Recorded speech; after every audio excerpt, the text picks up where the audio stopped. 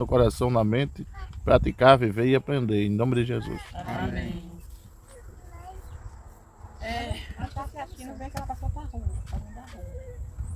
É muito bom ter vocês aqui, né, nesse dia, ao ar livre, esse cenário bonito. Se vocês vissem como sai, vocês olham o que a gente posta, fica bonito, né? Fica debaixo do pé de árvore, fica muito lindo com esse céu azul, fica muito lindo. Amados irmãos, desculpe a barba por fazer mais uma vez aqui, estamos debaixo da árvore aprendendo da palavra de Deus aqui no sertão. Coopere conosco, na tela vai ter o Pix, é um número de telefone 82999 e Quem foi que respondeu isso nos ajudará a avançar aqui no sertão. Se você puder, você vai ver nos nossos status a rifa onde nós estamos sorteando para a construção do templo. a ceia e o batismo. A sua oferta nos ajudará a crescer aqui no projeto de ganhar almas no sertão. Deus abençoe e vamos acompanhar a aula. O 10 é as obediências, né? As ordenanças da igreja. Lembra não? O senhor esqueceu completamente, Moradão? O quê? Que a gente estudou. Acho que nós respondemos na semana passada 10 já. Não, Moradão. Como é que a gente respondeu para esse não Já era, porque só era 3 que faltavam, o 11, o 12 e o 13. Mas Então nós vai é pro hoje. 11 agora. Então, Aí ela é o que vai faltava. Não, falta lições. 11, 12 e 13. Faltam 3 lições. Aí hoje a gente responde. Hoje a gente responde não. Hoje a gente corrige a lição 10. E na próxima semana a gente corrige a lição 11. No caso, o senhor tinha que trazer respondido hoje a lição 10. Quando eu pegava a lição assim, quando eu estudava, eu já respondia logo que era aquilo. Nós temos ali Já a respondia. irmã Mas a pergunta, são duas Dona perguntas, Josefa. né? Qual foi a Nós pergunta temos da ali lição 10? Porque não existe a Laís, aquela criança, nós temos o Por quê? Montão, o irmão Adão, Porque a criança não nós se temos a arrepende do Ana, pecado, por isso não existe. Não nós temos o irmão Luiz, nós temos a minha Só que não é esposa porque ela não se a arrepende, é irmã porque ela não Maria entende que é pecado. Que é o pecado. e a A criança Cláudia. não tem noção de que do Hoje que é nós temos, pecado, do que para é a glória de pecado. Ela não Deus, tem noção do que é pecadura. 1, 2, 3, 4, 5, 6, 7, Elô. 8, 9, A Elô não tem noção nenhuma 9 alunos. do que é um pecado. Então, se um adulto disser para Elô fazer alguma coisa que é indecente, que é pecado, ela vai fazer Vocês sabem o que é? achando que é É normal. uma brincadeira, né? Que é normal. Por que é que muitas crianças hoje em dia são abusadas? Porque os abusadores pegam uma criança de 3 anos, de quantos anos a Elô tem? 10. Pega uma criança dessa de 3 anos e faz as coisas com ela e diz que aquilo é normal. Me dê. Então, ela vai crescendo com Não vai aquilo rasgar. e vai achando que aquilo é normal. Até ela ter o entendimento que aquilo é errado. A semana passada, dona José, que a senhora não estava, a gente estudou sobre o batismo e sobre a ceia. Aquele batismo que a gente aprendeu na tradição, né? Na Igreja Católica, né? Que a maioria dos brasileiros que nasceram até o quê? Até 90. Acho que até 90, né, amor? O quê? Mesmo que não fosse católico, mas batizado. Passando pra lá e pra cá. Aquele batismo não é bíblico. Não foi o que Jesus ensinou. O que Jesus ensinou foi mergulhando. E a pessoa depois de adulto. Por quê? Porque criança, ela não entende o que é pecado. Então o batismo é para quem se arrepende. Quando a gente se arrepende dos nossos pecados, aceita Jesus como Senhor e Salvador, aí o próximo passo é o batismo. Ou seja, eu já dei a resposta da pergunta 2. Cite pelo menos 3 requisitos para o batismo. Eu coloquei desejo de ser batizado, crer em Jesus, testemunho de uma vida moral exemplar, responsabilidade pelos seus atos. Muito bem, é isso aí. Então assim, a gente tem que primeiro se arrepender dos nossos pecados, né? Reconhecer que Jesus Cristo é o Senhor. Depois a gente ter o desejo de se batizar e ter uma vida moral, uma vida exemplar, uma vida decente. Ou seja, eu aceitei Jesus, eu reconheci Jesus como Senhor e Salvador, aceitei Ele, aí eu tenho o desejo de me batizar. Mas aí eu sou um prostituto e ainda não deixei a prostituição. Eu estou andando na igreja, mas eu traio a minha mulher, se for casado, né? Traio meu marido. Ou se eu for solteira, eu vivo namorando com um, namorando com outro, que o povo não chama de namoro, chama de ficar, né? Hoje é ficar, né? Aí, já no popular a gente chama de chumbregar, né? Chumbrega com um, chumbrega com o outro. Essa pessoa está tendo uma vida decente, normal, moral, está sendo exemplo de cristão? Não tá, né? Ou eu aceito Jesus, mas eu gostava de trapacear, eu gostava de pegar o que não é do meu, o que é dos outros. E eu aceitei Jesus e continuo fazendo a mesma coisa. Então assim, eu não tenho esse requisito para o batismo. Por quê? Porque se eu continuo fazendo é porque realmente eu não aceitei Jesus verdadeiramente. Porque quando a gente aceita, a gente deixa, a gente vai sendo transformado. Mas quem era assassino deixa de ser assassino. Quem era prostituto deixa a prostituição. Quem era adúltero deixa o adultério.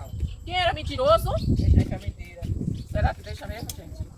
Não, tem que, uma hora tem que deixar, né? Uma hora tem que deixar. Se tem aquele hábito de mentir, tem que deixar. Adultério de prostituição não foi só não? Não. Como é que é? Não. Não quer saber. Adultério, ninguém sabe aqui. O que é adultério? Não. Sabe, Prostituição amigo? foi o quê? Então, qual é a diferença do adultério para... Prostituição é quando a mulher vai se prostituir. É. O adultério. É uma pessoa que é adulta. Não, você não respondeu nada. Não. Terminou na mesma. Adultério, irmão Adão, Cláudia e vocês que estão aqui. Adultério é, eu sou casada com um pastor e tenho um amante. Está se prostituindo na mesma vez? Isso é um adultério. Prostituição. Prostituição é quando eu vendo o meu corpo por dinheiro, ou eu faço sexo por dinheiro, ou eu faço sexo como ritual, porque existe os prostitutos ritualistas. Qual é? Por exemplo, eu tinha uma cunhada que era casada com meu irmão, que ela era eu não sei se era candomblé ou é macumba que chama. Candomblé, né? Pronto, ela era do candomblé. E para fazer cabeça, isso eu digo, viu, gente, porque eu vivi com a minha cunhada e eu sei o que ela fez. Para fazer cabeça, ela passava 7 dias no Roncon. 7 dias lá. Roncon é um quarto que a pessoa que vai fazer cabeça fica presa naquele quarto durante 7 dias. Se corta. Aí toma sangue, eu sei que faz um bocado de coisa. E uma das coisas que ela fazia era transar com o pai de santo. E isso com consentimento do meu irmão. Conhecimento Era. Então assim, vagabundo. Então assim, isso é o quê? É uma prostituição ritualista. Ou seja, ela está se consagrando, usando o corpo em consagração para O diabo. exatamente, aqueles espíritos. Ou seja, mas não era o pai de santo, quer dizer, o pai de santo não, né? Pai de santo sou eu, né? Que sou mãe dos meus filhos, né? Eu sou santa. Mas a gente chama pai de chiqueiro, né? O pai de chiqueiro lá, ele incorporava um demônio e tinha relação com ela incorporado. Então não era ele, entendeu? Entendeu? Ele incorporava, era o jumento. Então assim, e o meu irmão aceitava essas coisas. Por quê? Porque fazia parte do ritual que ela tinha que passar. Então naquele quarto ela não tomava banho, imagina. Estava toda cheia de sangue, a pessoa passa 7 dias sem tomar banho.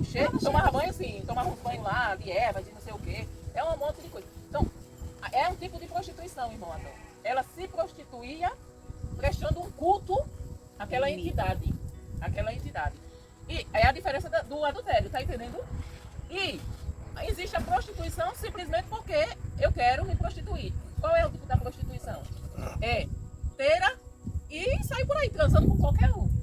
Isso daí é um tipo de imoralidade sexual que também entra na prostituição. E o adultério não. O adultério o adultério é um tipo de imoralidade sexual também. Mas para ser adultério eu tenho que ser casado. Será que o pai de santo pegava a mulher dele e dava o seu cunhado? Não. Não, só que parado só ele. Isso é coisa das religiões deles. Então assim, Seu Adão. no caso, ela estava cometendo 2 atos de imoralidade sexual. E ela estava se prostituindo e estava também adulterando, porque ela era casada. Só que nesse caso era com o consentimento do marido. Você imagina? O corno gosto. Com o consentimento do marido. E no caso vocês entenderam por que a Bíblia, em várias passagens, diz que nós somos prostitutos? A Bíblia chama o Israel de prostituto. Por quê? Porque eles vão adorar outros deuses. Então, ele tem o Deus verdadeiro como seu pai. É a mesma coisa. Eu digo que sirvo a Deus, então ele é meu pai. Não é isso? É o meu Senhor. Mas eu dou uma voltinha lá no mundo. Eu estou fazendo o quê? Eu estou me prostituindo com o mundo. Uma voltinha no mundo é o quê? É tipo, eu vou farrar, eu vou para dançar aquelas músicas indecentes, eu estou ouvindo aquelas músicas indecentes. Eu estou vivendo de acordo com o mundo. Mas eu disse que sou de Deus, que eu sou de Jesus. Aí eu estou sendo uma adúltera. Eu estou adulterando contra Deus. Por quê? Porque eu estou indo me prostituir. Agora, o adúltero, ele também é um prostituto, porque ele usa o corpo. Então, tudo aquilo, não é isso, pastor? Prostituição é tudo que sai do padrão bíblico com relação a culto e Imoralidade sexual. imoralidade sexual. É tudo aquilo que eu faço com relação ao corpo que desagrada a Deus. Porque o ato sexual só pode existir entre um homem e uma mulher. Pode existir entre o homem com homem também, né? Não, eu estou falando biblicamente. E tem gente que O ato sexual Existe, que não Deus, existe, né, agora? o ato sexual que Deus é abençoado por Deus é no leito conjugal, ou seja, quando um homem e sim. uma mulher eles têm o propósito de se casar, casamento é o quê? Viver dentro de uma casa e ter uma vida conjugal. É uma aliança, né? É uma aliança, né? Olha, aprendeu, não foi? Foi, eu aprendi. É uma aliança. Então, essa aliança, ela só é entre duas Pessoas. e é duas pessoas de sexo diferente, não é de duas pessoas do mesmo sexo. Não existe casamento entre dois homens. Mas hoje existe, né? Não, casamento entre dois homens nem a Constituição brasileira aceita. Mas já tá. Mas como o civil faz ainda? Não. Esse tipo de coisa. Eles fazem um regime, como é? Como é que chama? Cabeleireiro que se casou com outro. Não, mas aquele é uma união estável. A lei ainda não permite um casamento civil. É o que eles fazem. Gente, a lei não permite ainda, né? Ainda, o casamento civil entre dois homens e duas mulheres. O que ela permite é a união estável. E, em alguns casos, eles têm que entrar na justiça para ter, e alguns juízes ainda estão dando esse direito. Então, Partido de bem. assim, não existe casamento entre dois sexos, porque a palavra casamento... Entre dois sexos existe. Oi? Agora, Entre um sexo só. A palavra casamento quer dizer a casa lá, casal. Como é que duas pessoas vão gerar filho? Passarem-se a casar. A casal. Como é que duas pessoas do mesmo sexo vão gerar filho? Me diga. Não tem como. Então, o casamento é constituído por mãe, pai e... Agora, se tem dois homens que dizem que são casados, eles vão ter filhos? Não. A população vai se acabar. É. Porque você já pensou se todo mundo resolvesse casar homem com homem, mulher com mulher? Como era que ia gerar filho? Quer dizer, a gente ia ficando velho, ia morrendo, as crianças iam ficando adultas, não ia gerar mais filhos e a população ia ser exterminada. Não existe isso, entendeu? Não existe isso. Ok? Casar com uma pessoa mesmo, Mas tu conheceu, eu acho mas ela casou-se com ela mesmo. Existe, Cláudia. Infelizmente o povo tá todo doido. Não é. Tá tudo de cabeça para baixo. Então vocês entenderam aí? Então, O adulto e a prostituta. isso. Entendeu? Entendeu? Entendi. Deu para entender? Então, a gente estudou sobre as ordenâncias, né? Que é o batismo e a ceia. Mas tem outras ordenâncias que a gente aprendeu também, né? Vocês lembram? Ficou gravado? Quais são as duas ordenâncias que a gente estudou? É isso que eu tô pensando aqui ainda. Qual foi? Eu acabei de falar, irmã Adriana. Qual foi as duas ordenâncias que a gente estudou? Batismo não. E qual? O batismo. Já sei. E a Já ceia. sei. E Foi a mesmo. ceia, gente? Oi, irmã. Eu pensava que era da semana passada. É dessa. É, foi da semana mesmo. passada. Agora vamos estudar a dessa semana. A lição 11, que nós vamos aprender o que é adorar, cultuar e servir a Deus. Cultuar. Não, adorar, cultuar e servir. Essa é a lição de hoje que nós vamos estudar. A adoração a Deus é reconhecimento de sua natureza. É o reconhecimento de sua natureza, seus atributos e seus caminhos. Dessa forma, quando prestamos um serviço a Ele, estamos adorando, pois servir também quer dizer adorar. Ou seja, a gente pode servir a Deus de várias formas, adorar a Deus de várias formas. Quando a gente fala em adoração, a gente fica achando que é só louvor, né? Não vem na nossa mente que a gente acha que adorar é só louvar? Não, gente. Adorar é servir. Quando a gente está trabalhando, a gente pode adorar. Quando a gente está ajudando, a gente está adorando. Quando a gente está louvando, a gente está adorando. Você pode adorar a Deus sem louvor. Dando glória, né, irmã? Dando glória é uma maneira de adorar. Mas a adoração em si, existem várias formas de você adorar a Deus. A adoração significa atribuir valor a alguém. Ou seja, é uma resposta ativa a Deus por meio da qual declaramos seu valor, celebramos sua presença e exaltamos seu santo nome. A adoração inclui tudo isso.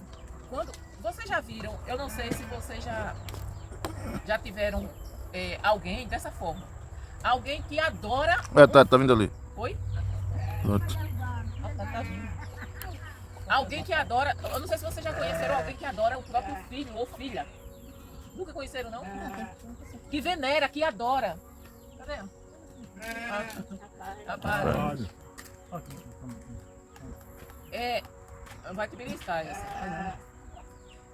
Vocês já conheceram, não? Ninguém que adora o próprio filho, que adora o esposo ou adora a esposa, que adora o pai ou adora a mãe. Vocês já tiveram contato com alguém assim? Que aquela pessoa, no mundo só tem aquela pessoa. Que nem É a 11. É ídolo, né? Que nem o Luiz Gonzaga pra forró, que nem o Pelé pra bola, tudo em casa é ídolo. Isso, mas não é nesse sentido, porque eles são tido assim como os melhores. Por exemplo, Pelé foi o rei do futebol, ou seja, ele era o melhor, foi o melhor da época dele. Luiz Gonzaga do forró. E do Luiz Gonzaga do forró. Aí Roberto Carlos é do romantismo, romântico, né? O cantor romântico, o rei do romantismo. Então, essas coisas. Mas a gente está falando de veneração, de adoração, de você fazer tudo por aquela pessoa, de você... Se uma pessoa disser assim, você prefere Deus ou essa criança? Ou essa sua filha? A pessoa diz, poxa, a minha filha é tudo. Se a minha filha morrer, eu me mato. Ah, pelo amor. Não, mas isso é adoração, gente. Morrer, eu que sei pra que eu financei.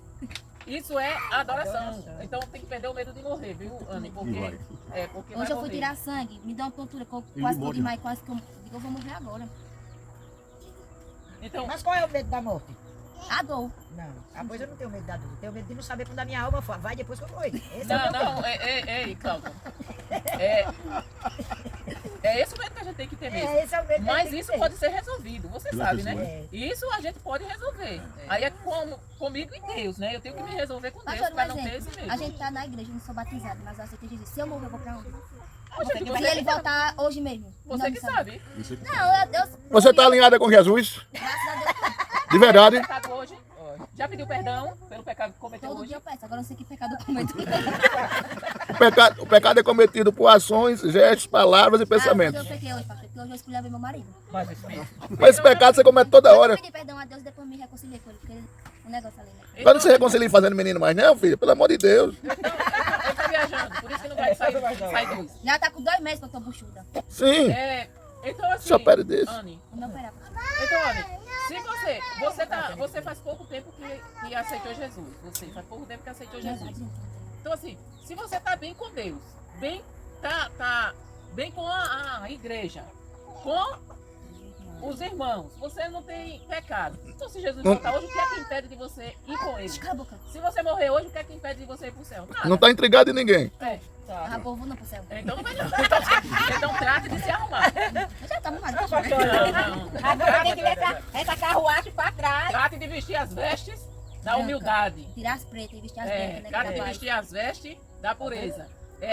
Quem tiver intrigado, alguém pode ser meu intrigado. Agora eu não posso ser intrigado de ninguém, não. Então, alguém pode ser muito tirado, mas eu não me intrigo de ninguém. Mas se o povo fechar a cara com o meu lado, eu Então tenho obrigação você- de falar com ninguém, Você, né? eu passo e falo. Agora se ela não Você vai não responder, vai responder, problema Eu dela. esculhambo. Então você precisa se converter. Infelizmente, eu não vou lhe dar essa má notícia. Você não vai não. Por isso que eu quero morrer agora. Mas continue com essa perseverança, porque Jesus trabalha no seu coração e você muda. Minha filha, mas você tem que querer, minha filha. Você tem que querer. Pastora, mas se eu quero, eu sou uma menina. Desculpa, eu sou uma menina tão sem vergonha, pastor. E se eu chegar na casa do seu bobão, eu já começo a tirar brincadeira por eu digo logo. Quem não gostar das minhas brincadeiras, brincadeira assim, né? Deu um enxerimento lá dentro, né? Aquela brincadeira que eu tenho quadrinho dele. Quem não gostar, diga, pastor. Agora uma pessoa diz assim que tem raiva de mim, tem um ódio do coração por causa de mim, aí não é de Deus, não. Ô, Anne, mas coloca uma coisa na sua cabeça. De novo. Cabecinha, entra nessa cabecinha. Mas entra aqui, sabe que eu não. Não, mas tem que guardar. Olha só. Eu não posso impedir que você me odeie. Eu não posso lhe odiar. Entendeu? Então, se eu souber que você me odeia, tá com raiva de mim, não pode me ver, eu vou chegar a você e dizer, Anne, o que foi que eu fiz contigo? Me diz aí. Aí você vai dizer, não, você falou isso e eu fiquei irada. Eu digo, me perdoe. Não foi a minha intenção. Aí se você dissesse, não, é porque eu não gosto de você. Eu digo, me perdoe se você não gosta de mim, se eu fiz alguma coisa com você, mas você me odiar porque você não gosta de mim, eu não tenho nada a ver com isso. É com você e Deus. Você vai morrer. Então assim, eu não posso impedir que você me odeie. Agora eu não posso odiar você. Se eu souber que você me odeia, todas as vezes, lá em Sete Casas tem uma pessoa que diz que me odeia, mas todas as vezes que eu vejo ela, que eu passo por essa pessoa, eu falo com ela. Ela muito mal responde, né? Mas ela responde. E se ela não me responder toda vez que eu visse ela, se fosse de noite, boa noite? Se responder bem, se não responder, é problema dela. Mesmo assim, se você falar 2, 3, 4 vezes, a pessoa não responde, você pode passar por ela e não falar, você já demonstrou que não está intrigado, não? Ela, né? A culpa já tá nela. Já tá, então assim, eu que não posso. Agora, se eu passo, aí eu digo boa noite, aí ela não responde. Eu chego e quando acabar, eu vou esculhambar? Se a pessoa dizer, Pelo bom amor dia, de a Deus. pessoa, bom dia o quê? Filha, não sei do céu daquela outra. Eu não falo mais não, pastora. Você é filha? Não, sou filha de Elisângela e José Lúcio. Então pronto. Então ela não falou com você. Se você respondeu, é porque você disse que é filha daquela rica. Se alguém me chama filha da... Aí eu não vou nem ligar, porque eu não sou filha deles. Eu sou filha de quem? Da minha mãe. Quer dar um exemplo? Se alguém passa por mim e me chama de magro, eu fico feliz. Mas é bom. Mas se me chamar de gordo e eu ficar com raiva, é porque eu não gostei mesmo. É porque realmente eu sou gordo. Se você ficar com raiva, se alguém diz que você é filha disso, daquele outro, é porque tá dizendo que você é. Tá entendendo? Olha que besteira. Alguém diz assim, filha dessa, filha daquela outra. Aí a gente fica com raiva. A gente é filha dela? Não é. Então se a gente responde, porque a gente tá dizendo eu sou. E apelido, você bota apelido numa pessoa, se aquele cara tiver raiva, aquela mulher tiver raiva, nunca mais paga. Exatamente. Só veio porque tem gente. E é? Então, gente, Não parou mais nunca? Então, gente, olha, gente, olha só.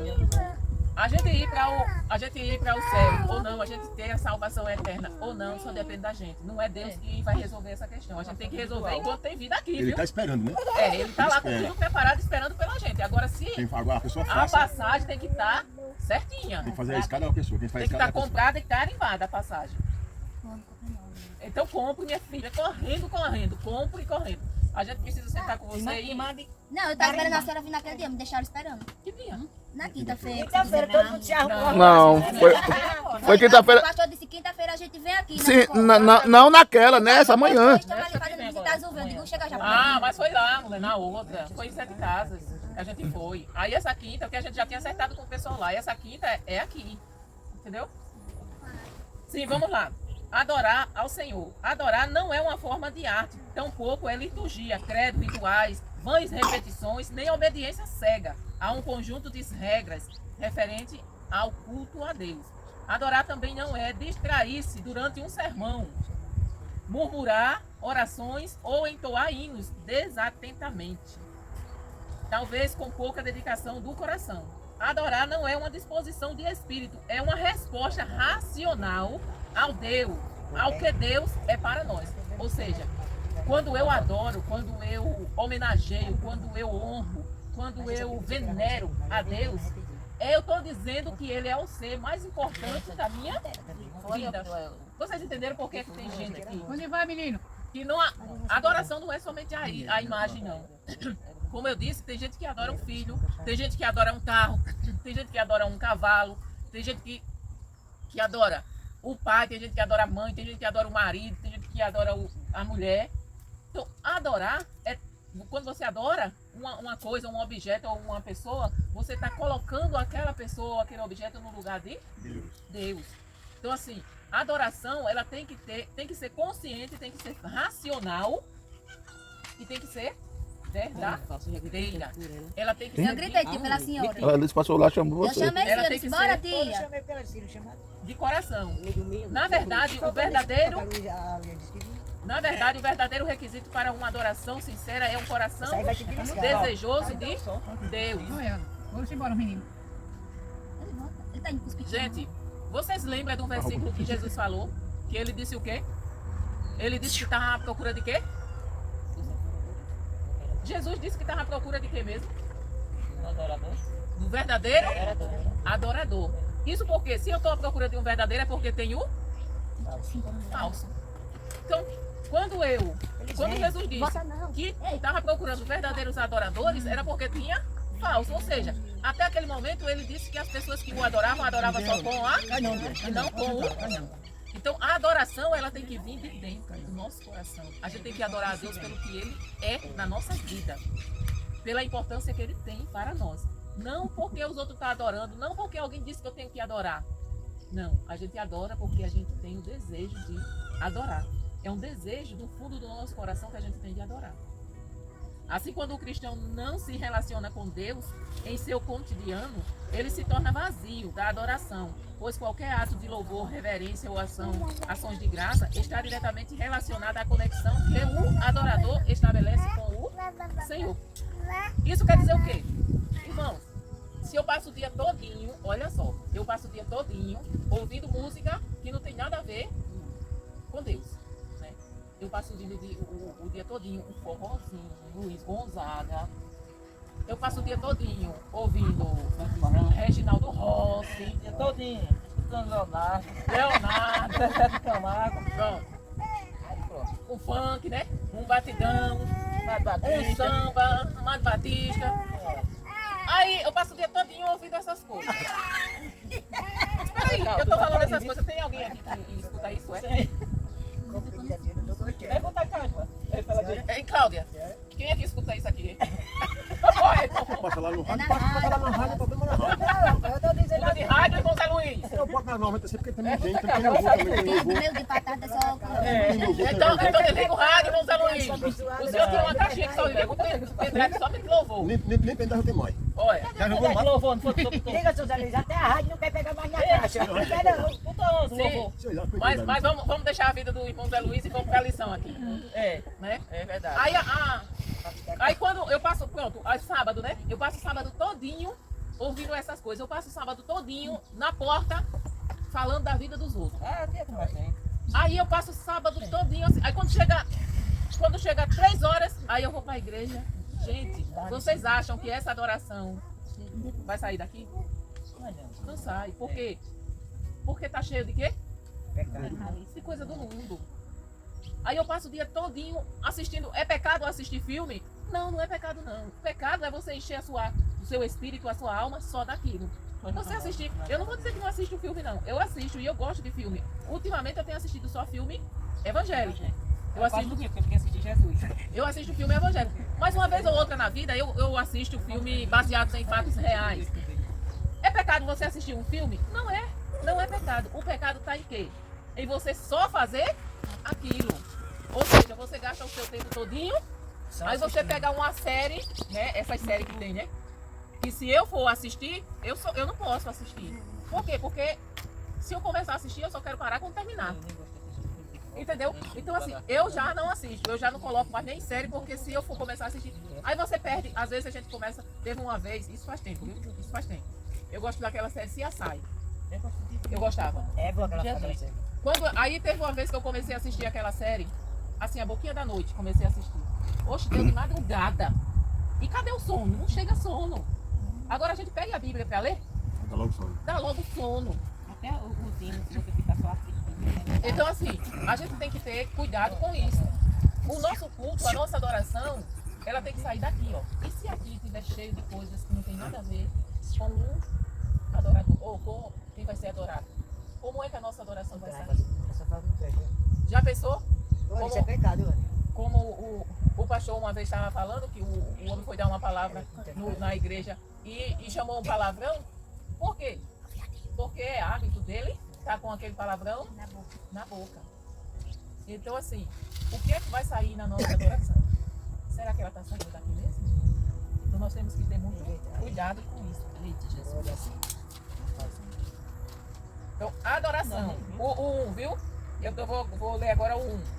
Adoração. Deus é adorado em vista de sua majestade, santidade, bondade, retidão e também por causa de suas infinitas providências em favor dos homens. Por isso, seja individual ou coletivo, a sós ou em público, ele é realmente digno de receber nossa completa adoração. Irmãos, não existe ser na face da terra, nem no universo, que seja digno de ser adorado. Só Deus, só Ele que é digno de ser adorado. A gente tem que adorá-lo pelo que Ele é. A gente tem que adorá-lo pelo que Ele faz. A gente tem que adorá-lo por tudo que Ele representa para nós. A gente teria vida se não fosse Deus? Não. A gente não teria vida. Então, a adoração, nós adoramos porque Ele é tudo isso. Ele é santo, Ele é bom, Ele é maravilhoso e Ele fez o impossível por nós. O que é adoração? A adoração é o ato de amar profundamente ou prestar culto a alguém. Olha aqui. A adoração é o ato de amar profundamente e prestar culto a alguém. Então, irmãos, por que é que nós falamos contra a adoração de imagem? Porque quando você se ajoelha diante de uma imagem e você começa a rezar para aquela imagem, você está adorando. Você está prestando culto àquela imagem. Você está substituindo a Deus por aquela, porque o único digno de adoração é quem? Então, quando eu dobro o meu joelho e reverencio aquela imagem, eu estou adorando-a. E quando eu faço isso por ignorância, porque eu ainda não tive eu ainda não conhecia a palavra, eu não sei que aquilo que eu estou fazendo vai ferir a santidade de Deus, eu sou ignorante naquela prática. Mas a partir do momento que eu tenho consciência de que aquela ação que eu estou fazendo, ela fere a santidade de Deus e Deus não se agrada, porque Ele diz que não divide a glória dele com ninguém. Então, lá nos 10 mandamentos, Ele diz o quê? Adorar a Deus somente a Ele. Então, eu estou prestando um culto a outro ser que não é Deus. Então, por isso que nós não fazemos isso. Por isso que quando temos consciência do que fala a Bíblia Sagrada, o que falou Jesus, o que fala Deus, que é para nós fazermos, aí quando a gente praticava, a gente deixa de praticar. Por quê? Porque agora eu tenho consciência de que aquilo não é do agrado de Deus. Eu estou ferindo a santidade de Deus. Alguns atos, como ajoelhar-se e prostrar-se, são formas de mostrar nosso respeito, nosso culto e nossa adoração ao Todo-Poderoso. Então, quando nós ajoelhamos, quando nós temos o hábito de orar de joelho, né? Quem pode, né? Eu quase nunca posso. Orar de joelho. Quando nós nos ajoelhamos, é um ato de adoração. Quando é um ato de respeito. Nós estamos prestando um culto quando nós fazemos isso. Vocês sabiam? Quem não tinha ideia de que isso era uma adoração? Hã? Todo mundo tinha ideia, sabia que isso era uma adoração? Depois essa joelha não. Antigamente eu fiz muito isso. Mas o E lá Senhor... em casa tinha um papai tinha um aratório desse tamanho que era meio de santo dentro. Aí dia de sábado a gente rezava o ofício, né? Rezava o ofício. Mas esse era o tempo da ignorância, né? O Senhor não tinha conhecimento. Rezava o quê, Montão? É? Rezava o quê? Ofício. Um ofício que é ofício? Ofício era... Aquelas rezas que eles fazem de católico. Tipo um texto, né? E eu saía de casa para ir ali para a praça, não tem a praça daquela igreja para você, não tem Nosso Senhor morto no caixão, eu saía de casa para ir para ali. Então, gente, vocês estão vendo, vocês têm consciência. Tu sabia, Tato, disso?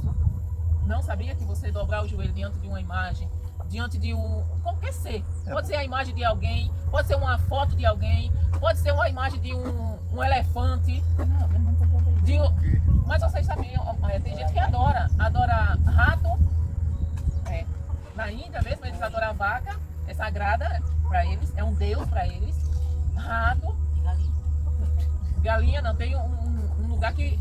é tanto deus, não parece que eles adoram também galinha. Então assim, não é só a imagem representando alguém que morreu. Mas tudo que nós fizermos isso, nós estamos colocando no lugar de Deus. Então quando nós ajoelhamos Antigamente, quando eu não tinha. Aquilo ali é uma coisa morta. Tem mão, mas não pega. Tem perna, mas não anda. Tem olho, mas não vê. Tem boca, Até mas uma não toque fala. que não vale nada. Aí quando a gente tem conhecimento da verdade, que a gente deixa, né, que a verdade entre dentro do nosso coração, aí a gente vai deixando de fazer aquilo que a gente sabe que desagrada a Deus. Quando eu era pequena, porque eu cresci nessas tradições também, quando eu era pequena, a gente tinha o costume de sexta-feira santa fazer o quê? Ajoelhar, dar benção. Se ajoelhava e dava benção. Isso aí eu fiz várias vezes. Dava benção ao pai, dava benção ao padrinho, não era? Porque tivesse mais velho de casa. Era, dava benção de joelho. De joelho, dia de sexta-feira. Quando eu fiz isso, até eu ter o conhecimento da verdade. Quando eu vi que aquilo era só tradições, aquilo era um ritual vazio e que não era correto eu fazer aquilo, eu deixei. Eu dava benção ao meu pai, não. Benção pai, benção mãe, não, como eu sempre dei. Então, a partir do momento que a gente vai conhecendo a palavra e deixando a palavra entrar no nosso coração, porque muitas vezes a gente ouve a verdade, mas não quer ouvir, não quer aceitar. Eu vivi a minha vida inteira desse jeito, não é dessa forma, eu não vou mudar. Não tem gente que fala dessa maneira, por mais que a gente explique, mas ela não quer tirar aquilo da mente, do coração, ela continua no erro, é uma escolha dela. Mas a gente não pode deixar de falar a verdade, o que está na palavra de Deus. Deus procura adoradores. Deus, logo, o sacrifício de Jesus rasgou o véu que nos separava de Deus. Portanto, não há barreiras que nos impeçam de cultuá-lo. Logo, não importa onde nem como, pois Deus procura aqueles que o adoram em espírito e em Verdade. Então, gente, Eu dormi nem viu, nós não precisamos de ninguém de intermediário. E ninguém tem acesso ao trono de Deus, a não ser... Quem é que tem acesso ao trono de Deus? Jesus. Só Jesus. E qualquer um de nós que quisermos, temos acesso direto. Mas é através do nome de Jesus. Se você pedir a Maria, ela não vai fazer nada. Aí você diz assim, mas, irmã, eu fiz uma promessa a Maria para ela me curar e eu fui curada. E Deus me curou. Aí você diz assim, e Deus me curou, né? Você fez a promessa a Maria e Deus curou. Não é assim que você fala? Gente, Deus é bom. Ele vê a sua sinceridade, o seu coração. Deus, não é porque você pediu a Deus através daquela pessoa, mas é porque Ele teve misericórdia de você. Não foi Maria que fez. Não foi por causa dela. Porque Maria está como qualquer outra pessoa está quando morre. Ela foi uma mulher muito importante, porque ela foi escolhida para ser a mãe do Salvador. Então, claro que Maria foi uma mulher muito importante, mas ela não tem o acesso que Jesus tem ao Pai. A única pessoa que nos salva é Jesus. Então, é no nome dele que nós devemos pedir ao Pai. A Bíblia é quem nos fala isso. Não sou eu que estou falando isso. É a Bíblia que fala. Então, assim, nós devemos, se ainda tem algum resquício de tradição da nossa cultura, daquela coisa que a gente viveu, né, dessas tradições, a gente ora a Deus, Senhor, eu quero que o Senhor tire essas coisas que não te agradam e me transforme. Eu todos os dias oro para que o Senhor tire tudo que não agrada a Ele e me transforme. Porque todos nós ainda estamos Boa tarde. numa caminhada para o céu. Então, Deus procura os verdadeiros adoradores.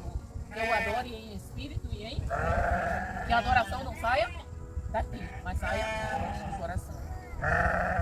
Para adorarmos, em verdade, é necessário termos uma reverência sincera e total, como o Senhor requereu dos hebreus, quando Moisés relatou-lhes a lei, as leis.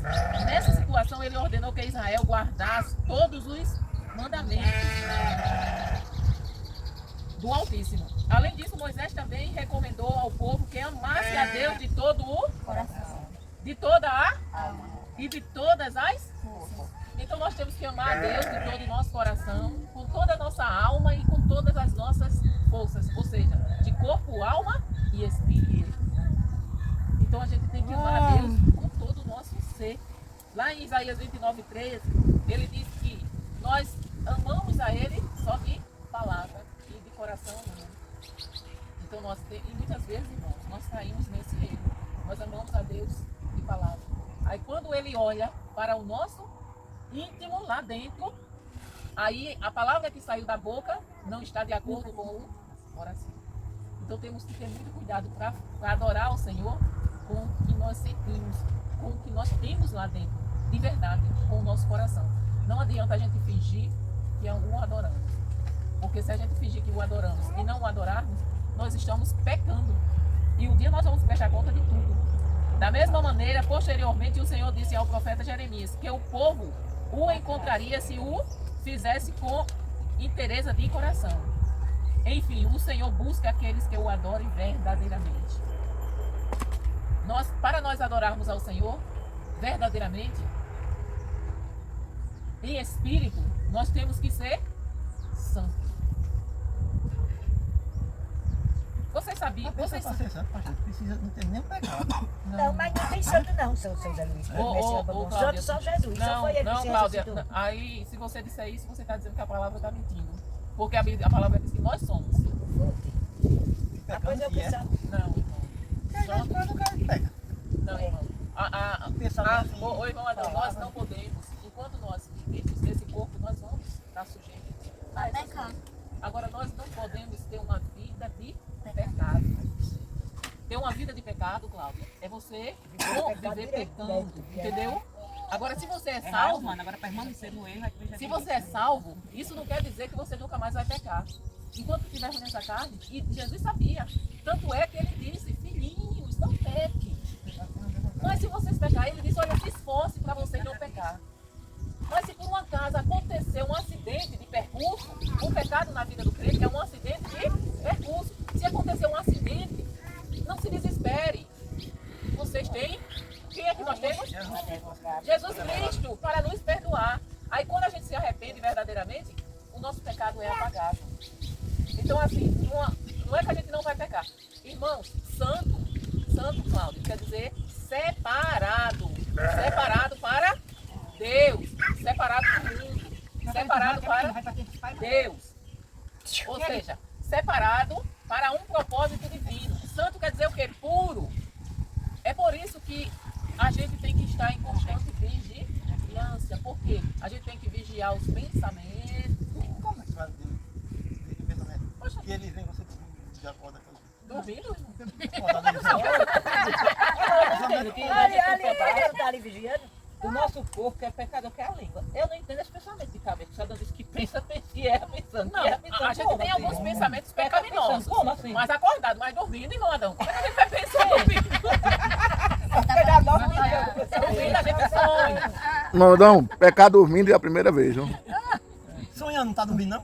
Sim, mas aí não é pecado. Mas Não, mas aí o senhor não tem controle sobre o sonho. Aí é Quando o pecado. senhor depende do que o senhor foi dormir, foi dormir pensando, né? Não, depende do que o senhor... Ô, irmão Adão, aí o sonho é na superfície inconsciente do cérebro. O que o senhor foi dormir pensando, o cérebro gerou do senhor dormindo. O senhor foi então pensando... o senhor pensou antes. Foi pensando... Agora, pergunta que não quer calar. Pergunta que não quer calar. O senhor foi dormir pensando em quê? Na moto da bezerra de noite foi. Ah, claro. Ele diz outra coisa, eu tava Meu irmão Adão, por que a gente pensa? Por que a gente sonha? E aí, garoto? Beleza? Ou antes de dormir, a gente Beleza? fica pensando. Aí o irmão Adão fica se balançando nessa rede pensando, Jesus, como eu queria. Ai, como eu... Aquelas mulheres da academia, vou casar com a Dona Maria. Já vão aí, Aí quando é a noite, o que é que o irmão Adão vai sonhar? Eita, gente. Vamos juntar um casamento demais. Um conselho para nunca mais acontecer esse tipo de pensamento com o senhor. Dormir com as mãos algemadas na cama. Comigo com a mão arrimada? Sim. Aí ele Gente, vamos casar isso. Então tá grande aí. Então mandou, viu? Ó, santo, gente, santo, você sabe que é o quê? Cláudia, aprendeu o que é santo? Santo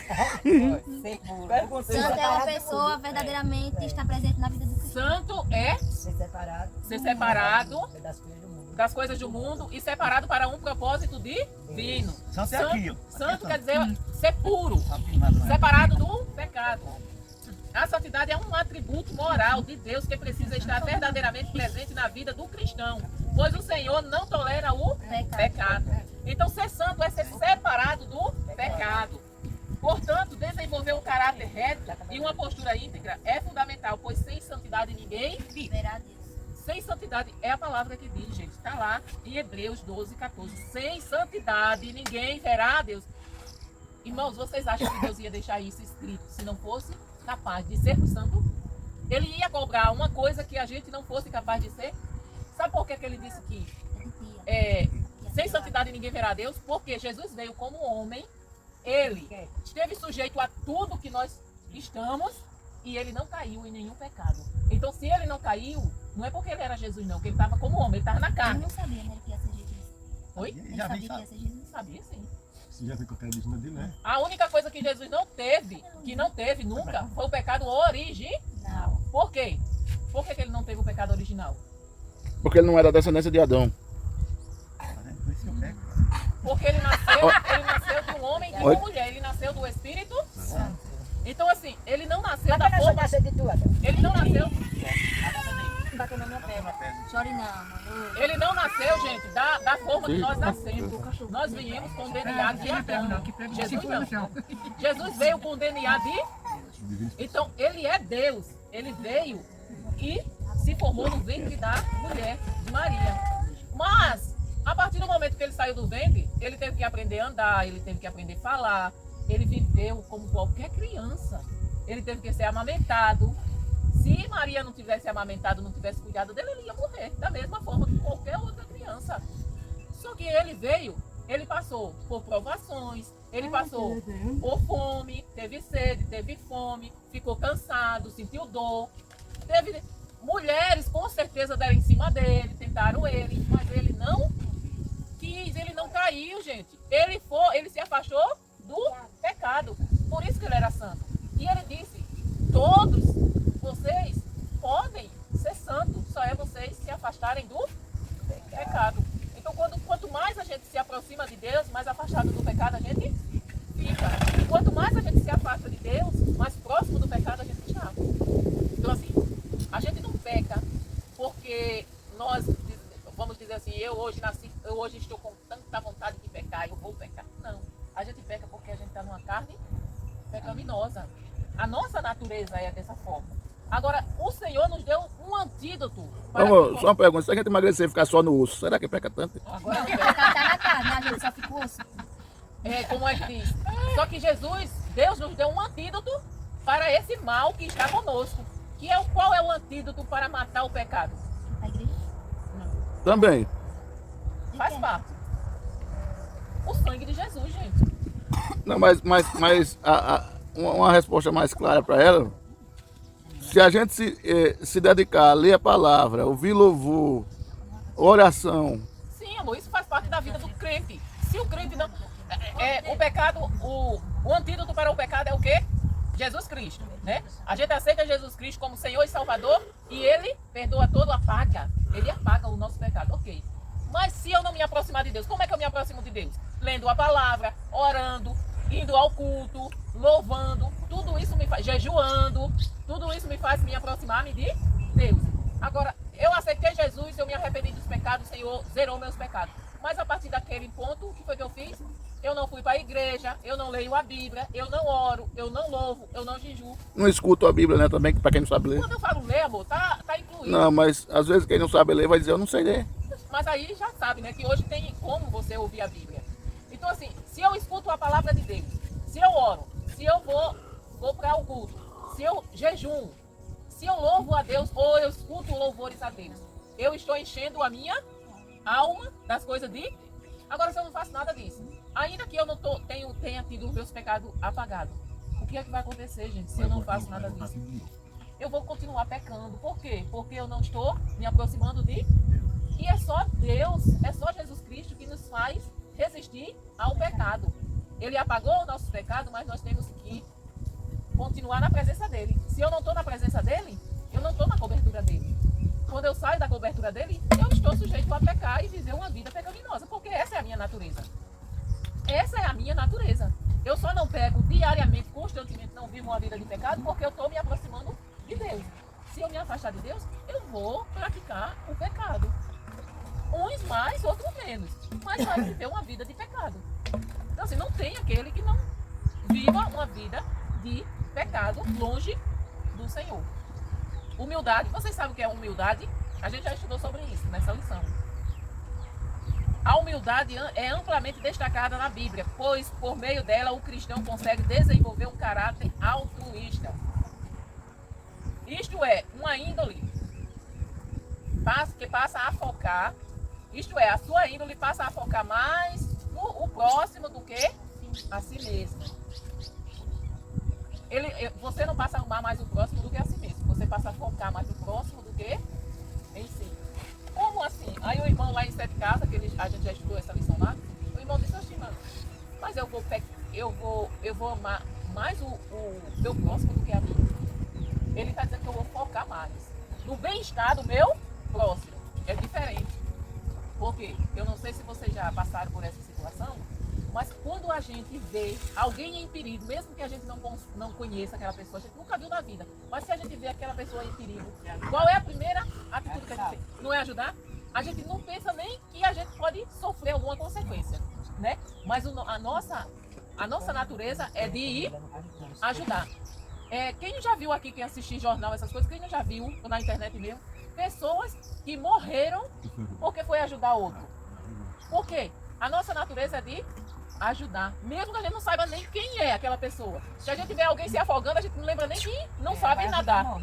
A gente muitas vezes tem pessoas que já morreu indo ajudar uma pessoa que estava se afogando, foi ajudar sem saber nadar. Ela nem lembrou que não sabia nadar.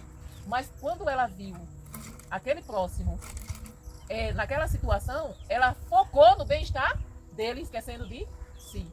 Porque se ela tivesse primeiro pensado nela, ela dizia, eu vou não, que eu não sei nadar. Logo uma vara lá para tirar, senão... Ela ia pensar em outros meios, né? Mas não. Então, assim, quando nós somos humildes, nós focamos no próximo. Mesmo que a gente não pense nas consequências que nós vamos ter. Mas nós focamos no próximo. Portanto, Deus espera que o sirvamos em subserviência, como João disse. É necessário que ele cresça e que eu diminua. Humildade, a gente ser humildes, é a virtude moral que leva uma pessoa a reconhecer suas limitações, fraquezas. Ser humilde é admitir que eu não tenho todas as respostas, eu não sei de tudo, eu não posso, e que eu dependo de Deus. É reconhecer as minhas limitações, é reconhecer as minhas fraquezas. Eu não saber e agir como se eu soubesse. É eu não poder agir como se eu pudesse. Eu não sei se vocês conhecem pessoas que ganham um salário mínimo e vivem como se ganhasse 10 mil reais. Isso é falta de humildade. Eu quero aparentar para uma pessoa aquilo que eu não sou, que eu não tenho. Então, ser humilde é exatamente isso. Jesus é o maior exemplo de humildade que há, pois embora fosse completamente Deus, ele era 100% Deus, não se apropriou de sua natureza divina enquanto ele estava aqui, em seu ministério terreno. Ele não se apropriou. Na verdade, ele humilhou-se a si mesmo. Ou seja, ele nasceu, ele cresceu, ele viveu como qualquer um de nós. Ele deixou a sua natureza divina e ele não usou ela enquanto estava aqui. Obedientes. Na adoração, quando nós somos santos, humildes e obedientes, nós estamos mostrando um caráter cristão, um caráter de Cristo. E estamos adorando ao Senhor.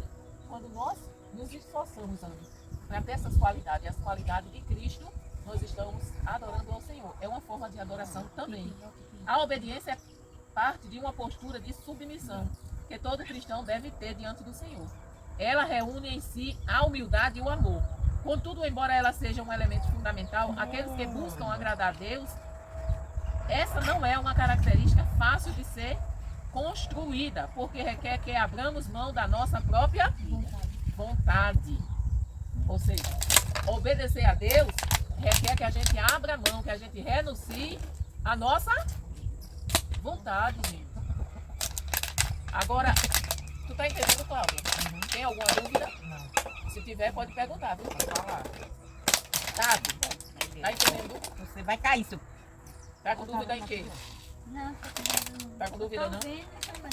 Agora, gente, vocês entendem que a obediência, quando eu creio em Cristo, eu tenho que obedecer. E isso não é fácil.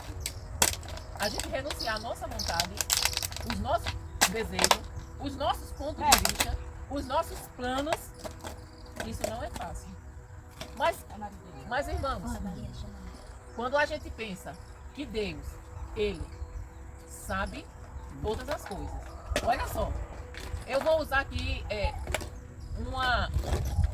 um exemplo.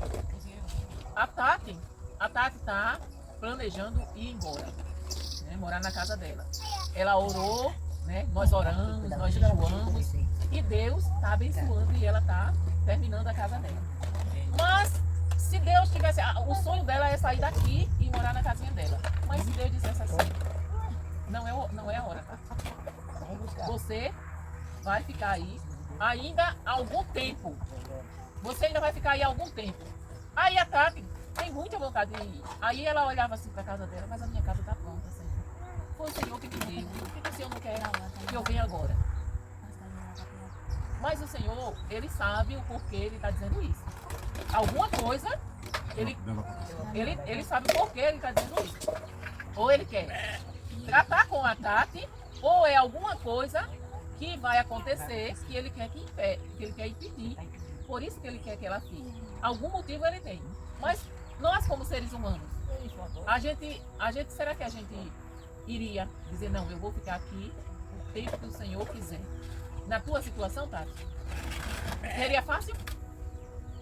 Você ficar no tormento que você vive, com a sua casa lá pronta, e obedecer a Deus porque Deus disse que ainda não era o momento? Então assim, agora você já imaginou?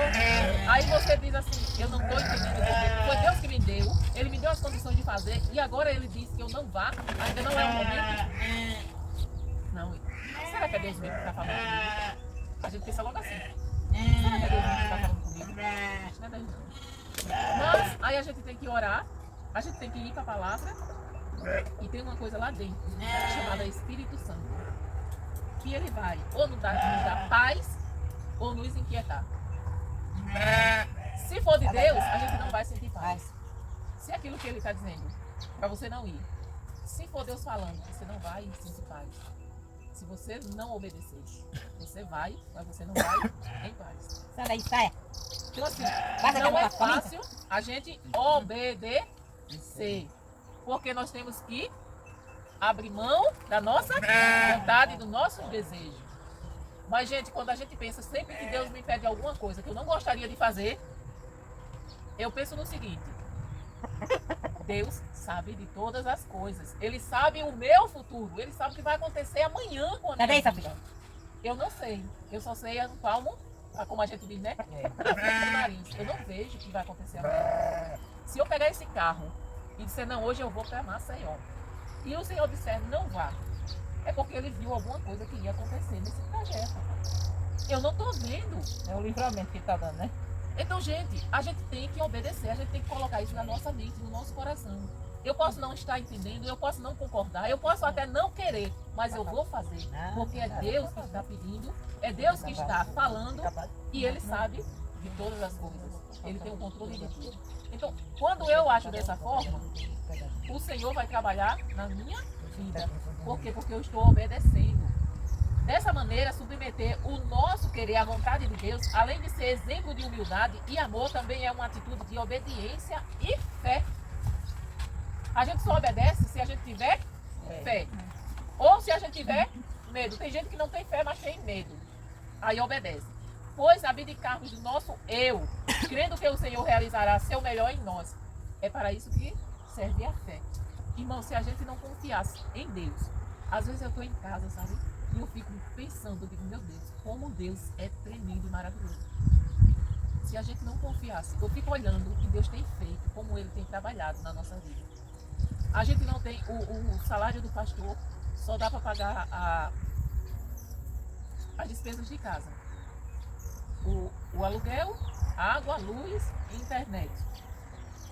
O que sobra não dá nem para fazer a feira. O que sobra, né? O salário, quando a gente paga essas coisas, não sobra nem para fazer a fila. Mas Deus cuida da gente.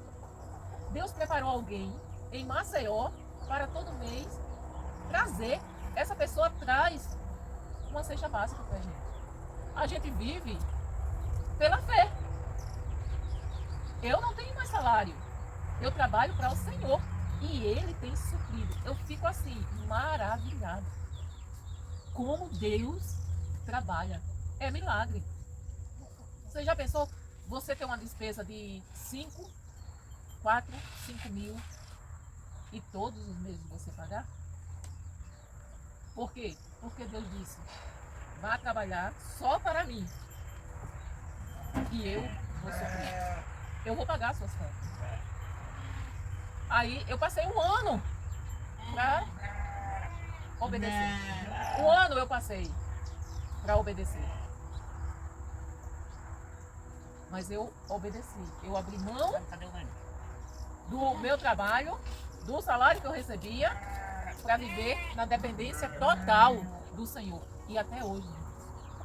Isso quer dizer que não pode acontecer? Pode. Mas até hoje, nunca faltou o que comer, nunca faltou o que vestir. Nunca. Ele cuida com riqueza de detalhes. Então, assim, vale a pena. Ainda que a gente não entenda, ainda que a gente não queira. Claro que eu gostaria de ter o meu dinheiro, saber que eu vou receber todo mês. Qual é o melhor? O melhor é a decisão que eu tomei. Todos os meses, eu não sei de onde vem. Naquela época eu sabia de onde era que vinha, do trabalho que eu fiz. Mas hoje, eu sei que é o Senhor que vai prover. Então a gente tem quase 2 mil para pagar no cartão. Dia 18. Hoje é amanhã, né? É 1.200 em um e 900 em outro. É 18 e 21. Hoje a gente já tem o dinheiro. Isso é Deus. Quer dizer, tá faltando 100 reais. Não, não tá faltando 100 reais. Mas daqui para amanhã eu sei que o Senhor vai prover. E eu nem me preocupo com isso. Todas as semanas a gente coloca 330, 340 de gasolina nesse carro. Toda semana. E às vezes a gente sai de casa, às vezes a gente coloca e não sabe como é que vai aparecer o dinheiro da próxima semana. E Deus manda, Deus envia. E quando não envia, a gente coloca no cartão e ele envia o dinheiro para pagar o cartão. Então, é dessa forma que nós estamos vivendo, em obediência a Deus. Será que se eu tivesse desobedecido, não tivesse deixado o trabalho, será que eu estava nessa situação financeira legal? Não estava, sabe por quê? Porque os meus colegas que vivem de venda estão trabalhando muito mais do que trabalhava para poder ter menos do que o que tinha. Então Deus sabe de todas as coisas. Então a melhor coisa que temos que fazer é obedecer. É uma forma de adoração. Quando nós obedecemos a Deus, nós estamos dizendo, Senhor, eu confio totalmente na sua provisão. Eu confio totalmente que o Senhor vai realizar na minha vida o melhor. Exemplos de adoração. Certa vez, aproximava-se a festa da Páscoa em Israel e o mestre alertou seus discípulos sobre o que haveria de acontecer com ele. Jesus sempre estava avisando, né? Olha, eu vou ser preso, vou ser morto, mas eu vou ressuscitar. Ele sempre falava isso. Conforme a morte de Cristo tornava-se cada vez mais inevitável, os discípulos ficavam mais preocupados. Por isso, Jesus usou a oportunidade da festa pascual para prepará-los. O louvor na celebração. Uma das formas mais eficazes de ensinar verdades espirituais é mediante a música. Vocês já observaram que é mais fácil da gente aprender com a música do que sem a música? Tem até uma musicazinha que ensina a gente a aprender os livros da Bíblia. Não sei se vocês já viram. Aquela musicazinha, tem até uma música infantil. Ô pastor, tu lembra daquela música infantil que fala dos livros da Bíblia? Não tem duas. Não. Diz aí uma. Mateus, Marcos, Lucas. Eu esqueci da melodia. Não, ele esqueceu também. Eu sou péssimo pra isso. Mas, gente, é muito mais fácil. Quando você ouve qualquer música, pronto. Quando o seu vizinho está tocando uma música mundana, vocês já perceberam que mesmo sem vocês prestarem atenção naquela música, ela fica na sua cabeça? É. Já percebeu isso? Que ela fica martelando na sua cabeça? Vocês lembram que quando a gente estava ensaiando aquela musicazinha de Natal, a gente, mesmo sem querer, a gente começava a cantarolar ela? Lembra? Aquela música que a gente ensaiou aí com as crianças. Faz tum-tum, faz tum-tum. Até hoje a vizinha dança essa música. Fica na nossa mente. É muito mais fácil. Então, assim, através do louvor, quando o louvor é bíblico, porque existe música que é gospel, mas não é bíblica.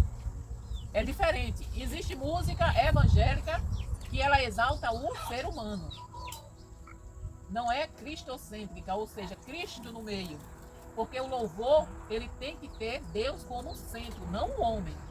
Tem música que é para acalentar o nosso ego. Então, assim, é muito fácil da gente decorar, é mais fácil da gente decorar a palavra de Deus através da música. Quando a música é cantada. Vocês sabem que os salmos são louvores, né? Salmos 113. Não, todos os salmos, irmã Maria. Todos os salmos são louvores e orações. Salmos são louvores e orações. Mas esse salmo que está aqui na lição eram os que mais eram cantados. Esse salmo era o que era cantado na Páscoa.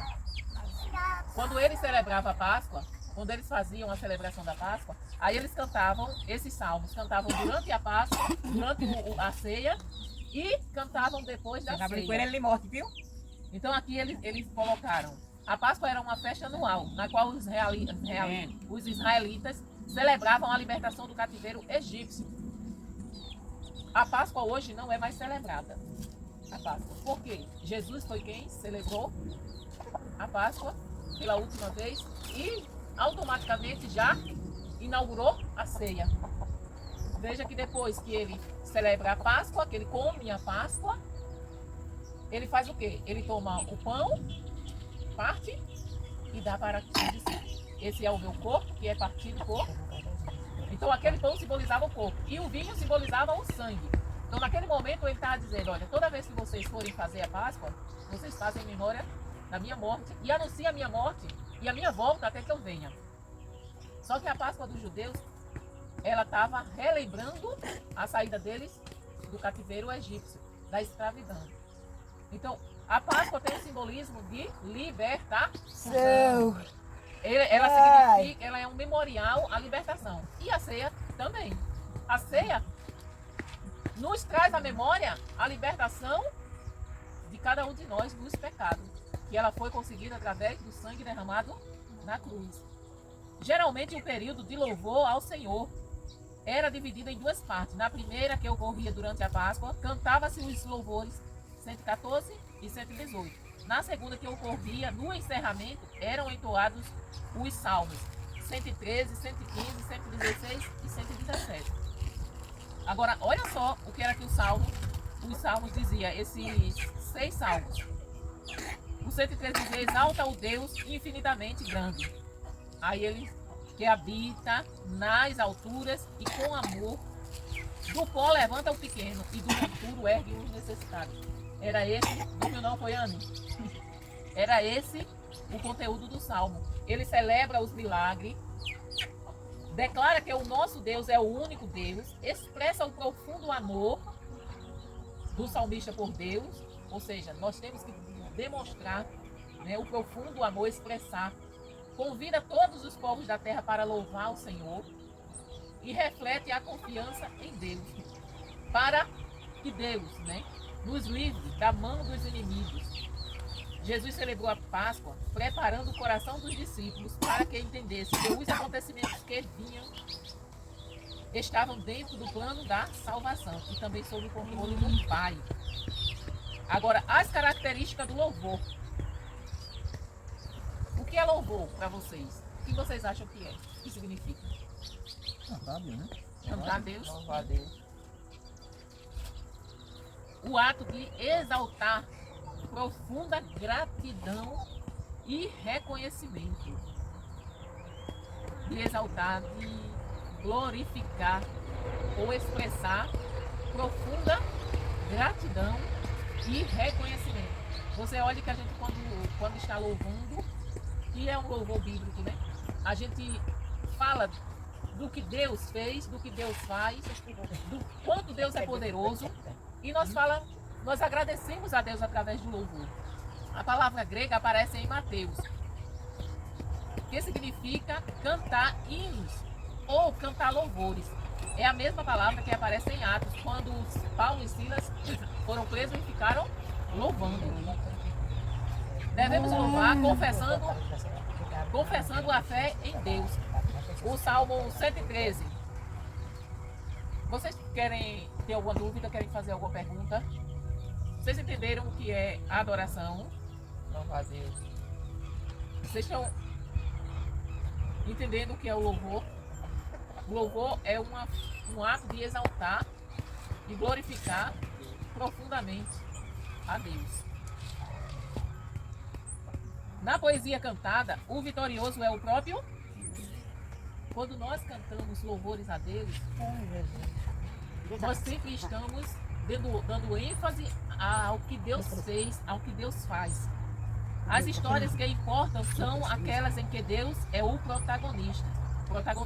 E as qualidades que valem são aquelas que aparecem nas ações divinas: amor, bondade e verdade. Então, assim, o louvor a Deus tem que ter, quando a gente louva ao Senhor com um hino, com um louvor, ele tem que ter as qualidades de Deus. Tem que falar de amor, tem que falar de bondade, tem que falar de verdade, tem que falar de santidade, tem que falar de gratidão, tudo isso. Deus tem que ser o centro daquele louvor. Tem louvor que, se vocês observarem, o centro é o homem. É um louvor, é uma música bonita, que a gente gosta, até a gente se sente bem. Aquela música da Cristina, como é aquela música? Sabor de Mel. Não é Bruna A minha Cavalli? vitória hoje tem sabor de mel. Aham. Minha vitória hoje tem sabor de mel. Se você for analisar aquela música, se você for lembrar da letra daquela música, você vai ver que Deus não Mas é está Michele Mendonça mesmo, né? no centro. É, Michele Mendonça. Michele Mendonça. É a... Amor, quem é que canta aquela música Sabor de Mel? Pastor? Nessa categoria, você do carro. Ei! Rose Nascimento. Sim, pronto. Só, É a Rose Nascimento. só lembrou que ele dormiu, ó. Então, assim, Vai lá, vai. se você observar ali, quem é o centro daquele louvor, daquela música? Ela. É o homem. A minha vitória vai ter sabor de... Mel. Ou seja, é tudo voltado para Ela. mim, para mim, para mim. Eles vão ver a minha vitória. Então, é todo voltado para o homem. E não é só aquele. Existem vários louvores que você vai ver que é o homem que está no centro e não Deus. Isso não é bíblico. Muitos são testemunhos e as pessoas que tiveram suas vidas transformadas pelo poder do Evangelho ao ouvirem um hino de louvor e adoração. Quem aqui já não ouviu alguém dizer, rapaz, quando eu ouvi aquele louvor, eu senti, chorei. Né? Então, assim, Eu, tem louvores que toca assim, que abaixa não, mas eu tô falando, Tá chorando. mas eu tô falando, Cláudia, de pessoas que não são crentes e conhecem a Deus através do louvor. É. O louvor também é para isso. Além de adorar o Senhor, é para proclamar a palavra dele. Ao louvar, somos encorajados e capacitados. Nosso Deus é fonte abundante de vida e de poder para vencermos todas as dificuldades. Ele deseja que sejamos pessoas cheias de ânimo e respondem aos atos de louvor que lhe fazem seus filhos, encorajando-os e capacitando-os. Irmãos, eu não sei se já aconteceu com vocês, mas eu acho que já aconteceu com todos os filhos de Deus. Às vezes a gente está triste, angustiado, e a gente coloca um louvor e daqui a pouco aquilo sai. Enquanto a gente está adorando ao Senhor, Ele está limpando, tirando toda aquela angústia, aquela tristeza. E a gente não entende nem como, não é? Enquanto a gente adora ao Senhor, enquanto a gente louva ao Senhor,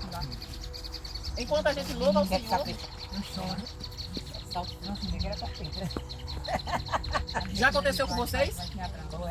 De vocês estarem angustiados, tristes e começar a ouvir louvor, ou cantar mesmo, Passar já. e passar? Já. Então isso é Deus nos confortando. Quando a gente adora Ele, quando a gente louva Ele, Ele vai nos confortando, tirando tudo aquilo que nos causa dor. Ao louvar, o cristão encontra disposição para viver e crescer na fé. O louvor é o meio pelo qual nossas forças serão renovadas e a vida de Deus se manifesta através de nós. Ou seja, a vida de Deus, ela se manifesta através de nós. E muitas vezes, muitas vezes não, quando a gente está louvando de verdade, do nosso coração, Deus, Ele age na nossa vida. Não tem como você louvar a Deus com todo o seu espírito para Ele não agir na sua vida. O culto, vamos agora para o culto. Alguns elementos como o louvor e a adoração são fundamentais ao verdadeiro culto a Deus. No entanto, embora existam várias formas de cultuarmos, devemos observar que não há culto a Deus se Ele não for verdadeiramente o centro de tudo. Então nós vamos para o culto, irmãos, não é receber. Nós vamos para o culto, dar o louvor, dar a adoração a Ele. Aí quando nós fazemos isso, nós não voltamos de mão vazia. Por quê? Porque ninguém adora a Deus, ninguém louva a Deus e não recebe nada. Quantas vezes a gente chega angustiado, triste, a gente não ia porque estava sem vontade, a gente diz, não, mas eu vou, a gente se força aí, né? A gente não está com vontade, mas mesmo assim a gente vai e chega lá, a gente louva, adora a Deus e Deus derrama da sua graça e a gente sai daquele culto aliviado, né? Flutuando. Então assim, o culto tem que ser para Deus, o culto não é para nós, o culto não é para a gente gostar. Vocês sabiam que o culto não é para a gente gostar? O culto é para a gente ir adorar. O culto é para a gente ir louvar a quem? A Deus. O culto não é para nos satisfazermos. O culto não é para que eu goste do culto. Muitas vezes a gente diz, eu não gostei do culto hoje. Quem já disse isso? Eu já disse também. Eu não gostei do culto hoje. Mas o culto não era para mim, gente. Quem tem que gostar é Deus. O culto não é para mim, não. Eu posso até não gostar do culto. Mas Deus é quem tem que gostar. A gente não gosta do culto. Sabe por quê que a gente não gosta às vezes do culto? Porque a gente não foi prestar um culto. A gente foi assistir um. Eu gosto de culto. Entendeu? A diferença? Então, quando nós vamos prestar um culto, a gente vai lá, independente de quem esteja dirigindo, quem vai pregar, quem vai louvar, a gente vai lá prestar um culto de louvor e adoração ao nosso Deus. E Deus recebe quando o culto é em espírito e em verdade. Deus recebe. Não importa como você esteja, se seu coração estiver em Deus, Ele vai receber o seu culto. Aí quando a gente vai assistir um culto, aí a gente não gosta do culto. Por que a gente não gosta do culto? Porque o irmão cantou errado, o irmão cantou feio, o irmão cantou desentoado. E a gente não estava prestando um culto a Deus, a gente estava indo lá assistir um culto. Aí a gente gostaria que, não que o irmão, que quem canta não tem que se preparar, claro, ele tem que se preparar, ele tem que ensaiar para fazer para Deus o melhor, né? Mas quando eu vou para prestar um culto, não interessa se é a irmã Maria que está dirigindo, se é a irmã Tânia, se é o irmão Adão, se é o pastor que vai pregar, se é outro irmão que vai pregar, não importa, a gente está indo adorar o Senhor. Então a gente tem que ter isso na mente. O nosso culto, irmão, começa antes de a gente sair. Quando a gente vai prestar um culto, junto com a igreja, não é na igreja. A gente tem o hábito de dizer eu vou para a igreja, né? Mas isso é uma cultura nossa, que não é errado. Mas nós vamos prestar um culto ao Senhor com a igreja que vai se reunir no templo. Não é a gente vai prestar um culto na igreja, não. A gente vai prestar um culto com a igreja. Mas o nosso culto já deve começar em casa. A gente sozinho. Sábado, a gente já acorda, já deve dar bom dia ao Senhor, já deve agradecer e já deve começar o nosso culto. Hoje é dia de culto, louvado seja Deus, já volta o louvor, já vai fazer as coisas já ali, ó, ligado, glorificando, exaltando. Que maravilha, hoje eu vou estar com os irmãos, a gente vai louvar a Deus, a gente vai adorar, a gente vai prestar um culto ao Senhor. O nosso culto já deve começar em casa. E não a gente vai deixar para começar o culto na igreja. Porque às vezes a gente faz isso, né? Deus é o centro. Fomos escolhidos por Deus para prestar culto. Assim, por manifestar-se como produto de nossa adoração, o culto é a razão de existir da igreja. Irmãos, a igreja só é igreja se estiver reunida. E a igreja se reúne para quê? Para prestar um culto, para adorar o Senhor. Nós estamos aqui e o centro do que estamos fazendo aqui é quem? Porque nós estamos estudando sobre, nós estamos aprendendo a palavra. Então o centro é Ele. Cultuar é adorar a Deus e também ser transformado por sua, como a gente já falou, né? Quando a gente chega no culto, triste, amargurado, sem querer ir, eu não queria ter vindo, mas a gente começa a adorar, começa a Senhor, tem misericórdia de mim, Pai. Eu estou pela misericórdia, mas eu estou aqui. Ó Senhor, a gente começa a adorar, começa a falar com o Senhor, mesmo que em pensamento, e daqui a pouco aquele fardo, aquela angústia some. Então assim, a gente foi dar, mas a gente também recebeu o do Senhor. Recebemos a presença dele. Quando nenhum desses elementos acontece, o culto não existe. Irmãos, quando nós não adoramos ao Senhor e não somos transformados pela sua presença, o culto não existiu. Simplesmente não existiu. A pessoa não foi pro culto, foi pro templo, né? Foi pro templo.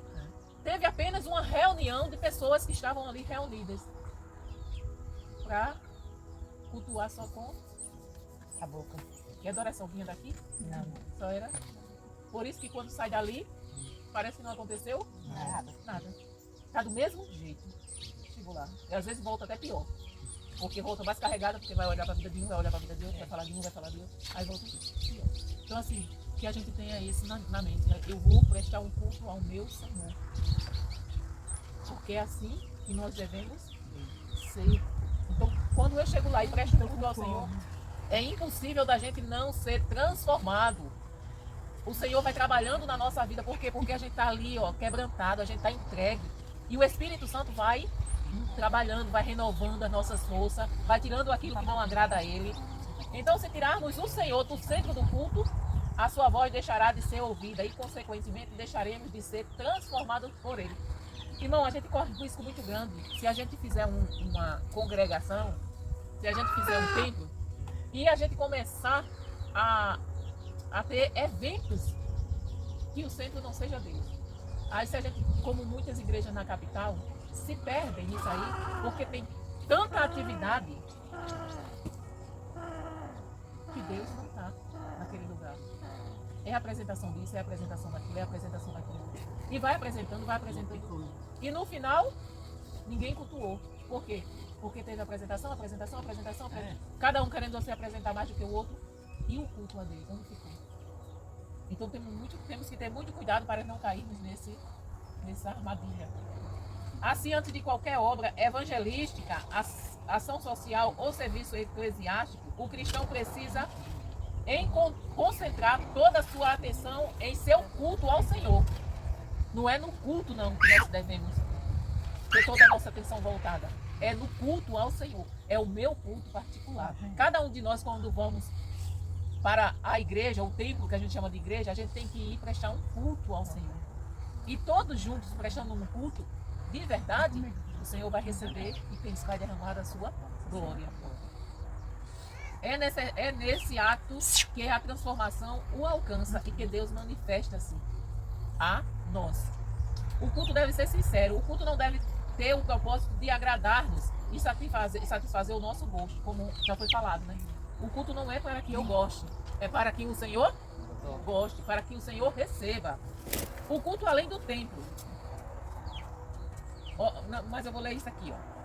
Por isso, Cristo falou duramente com alguns fariseus e mestres da lei, ao chamá-los de hipócritas. Eu estou no 4:2. De hipócritas e mestres da lei, ao chamá-los de hipócritas, pois aquilo que professavam não era sincero. Ou seja, eles falavam com a boca, mas não com o coração, não vinha de dentro. Seus hábitos e rituais visavam apenas a boa reputação diante dos homens, mas o coração deles estava longe de Deus. Então eles me honram mas com o coração está longe. Aliás, Isaías fala isso, né? Isaías 29:13. Vocês me honram com a boca, mas o coração de vocês está longe. culto além do tempo. O 5. Além do culto solene, no qual a igreja se reúne para louvar a Deus, para louvar e adorar a Deus em templos, o cristão também pode cultuar a Deus com o seu trabalho. Então, assim, nós tem uma parte que na Bíblia, eu não lembro se foi Paulo que escreveu, que diz assim, foi Paulo. Tudo que vocês fizerem, vocês façam como se fosse a Deus.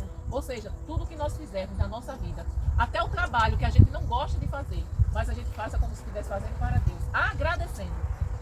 Então, o nosso culto, ele não é só quando estamos reunidos, ele engloba o nosso trabalho também. O serviço à igreja também. O serviço também é uma forma de cultuar a Deus, pois o amor está em sua base. Assim, demonstramos esse amor ao Senhor quando nos dispomos a trabalhar para o crescimento do seu reino e para a edificação da sua igreja. Quando nós limpamos a igreja, é uma forma de nós cultuarmos a Deus, de nós demonstrarmos o amor por Ele.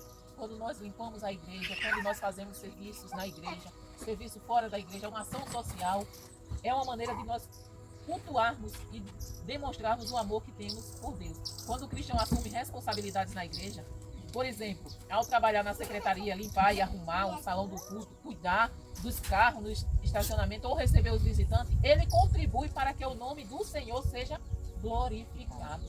Você já pensou, quando você recebe, aqui não, que a gente ainda não tem como fazer isso, mas quando você recebe um visitante, gente, é o cartão postal, é um cartão de visita do templo. Quando você recebe um visitante, seja bem-vindo, cumprimenta ele, leva ele até lá o assento. Gente, aquela pessoa vai ficar encantada. Por quê? Gente, aqueles irmãos me receberam muito bem. É o nome do Senhor que é glorificado. Nós somos imitadores de Cristo. E tudo isso é um serviço para glorificar a Deus. Quando uma pessoa chega, que encontra a igreja arrumada, organizada, os banheiros limpos, né? É uma forma de a gente adorar, cultuar, engrandecer o nome do Senhor. Serviço social e espiritual. Além do trabalho que exercemos no âmbito da nossa própria congregação, também somos chamados para cumprir o serviço de auxílio comunitário e espiritual à sociedade. Assim, a Igreja de Cristo pode realizar projetos sociais que objetivam ajudar os moradores de rua e as comunidades carentes, e também promover visita aos enfermos e aos presos, por exemplo. Esse serviço aqui nós temos que fazer para a glória de Deus. Visitar os órfãos, as viúvas, os presos, aqueles que estão nos hospitais. Tudo isso é serviço que nós temos que prestar a Deus. É um culto que nós estamos prestando a Deus. Você sabia?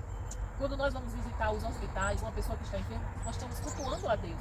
Nós estamos, vocês lembram que Jesus disse que naquele dia ele vai dizer, que eles vão perguntar, mas Senhor, quando foi que fizemos isso? Aí ele vai dizer, porque eu tive fome e me desse de beber. Tive sede e me desse de beber. Eu estava preso e tu fosse me visitar. Isso é uma forma de cultuar Deus. Nós não fazemos por aquela pessoa, só por aquela pessoa, porque muitas vezes a gente vai no hospital, a gente nem conhece aquela pessoa que está lá enferma. A gente vai levar Jesus, a gente vai demonstrar Jesus para ela, a gente vai levar o conforto de Deus para aquela pessoa. Isso é uma forma de cultuar a Deus. Ademais, enquanto a igreja ajuda os necessitados, abre-se as portas para cuidar também de sua saúde espiritual. Então, quanto mais a gente dá, mais a gente recebe. A palavra de Deus diz que é melhor dar do que receber. Porque quando eu dou, é porque eu tenho. Quando eu dou, é porque eu tenho. Eu não vou dar sem ter. Então, é melhor eu dar do que se eu estou recebendo é porque eu não tenho. Vocês entenderam? E quanto mais eu dou, mais eu recebo para dar. Não é para ficar rindo, não é para parar. É para dar. Entenderam? Vocês entenderam, gente? Quanto mais a gente dá, mais a gente recebe, a gente é abençoado, as portas se abrem. Aí você pode dizer assim, eu vou dar, eu vou receber, recebe. Isso não quer dizer que você vai receber coisas materiais, pode ser espiritual, daquilo que você está precisando, daquilo que eu estou precisando.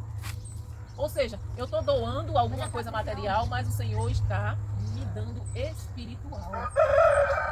E é melhor do que material, o espiritual. Assim, independente do tipo de serviço que a congregação oferece, precisamos disponibilizar nosso tempo e nosso talento para o crescimento do reino de Deus. Irmãos, todos nós temos um talento que Deus nos deu. Se nós temos que usar para benefício do reino de Deus. Quando nós fazemos o serviço do Senhor, Ele é glorificado e nós estamos mostrando como é que o cristão deve viver, compartilhando a palavra do Senhor e o caráter de Deus. Vocês têm alguma pergunta? Vocês entenderam o que é culto? Entenderam mesmo o que é culto? Todos nós entendemos, né? O que é culto? O culto, eu vou para o culto para cultuar a Deus. O culto é feito para quem? A Deus. Se eu não gostar do culto, Não tem problema. muito bem. Vamos ler aqui a conclusão. O que tem ocupado o centro da nossa adoração? O que é que tem ocupado o centro da nossa adoração? Isso é uma pergunta para a gente respondermos, para nós refletirmos e responder. Será que o centro da minha adoração realmente, verdadeiramente é Deus? A resposta a essa pergunta deve ser única para todos os cristãos. O centro da nossa adoração deve ser Deus. Não há outro digno de adoração. Então, precisamos ter isso como a principal razão da nossa existência. Irmãos, qual é a principal razão da nossa existência? Deus. Deus. Deve ser sempre Deus. Aquilo que nos motiva a acordar todos os dias, mesmo quando estamos muito desanimados diante das lutas. Cristo é nosso alvo. Ele é o motivo de tudo o que há de bom na vida. Não perca tempo prestando culto a outro que não seja o nosso. Então não podemos perder tempo prestando culto a outro Deus. Na última ceia que Jesus celebrou com seus discípulos, a Páscoa judaica, ganhou um novo significado. Ali Jesus falou com relação ao pão, simboliza o seu corpo. Ele também falou com relação ao vinho, simboliza o seu sangue derramado para perdoar os pecados. Na cruz, o Senhor Jesus tornou-se o cordeiro do sacrifício para espiritualmente libertar as pessoas dos seus pecados. A atitude de Jesus diante do trágico destino da cruz é um exemplo para todos os cristãos. Ele seria torturado e morto, e mesmo assim louvou a Deus. Seria traído por um dos seus discípulos, mas com o Espírito perdoador, cantou um hino em louvor ao Pai. Então, é dessa forma que devemos agir. Ou seja, nos momentos mais difíceis, nós devemos fazer o quê? Louvar a Deus, adorar a Deus. Mas muitas vezes nós fazemos, nós murmuramos, nós reclamamos. Quantas vezes, no momento difícil, nós nos reclamamos, nos murmuramos? Mas a gente tem que fazer um exercício para a gente praticar isso. No momento mais difícil, nós vamos adorar, nós vamos louvar.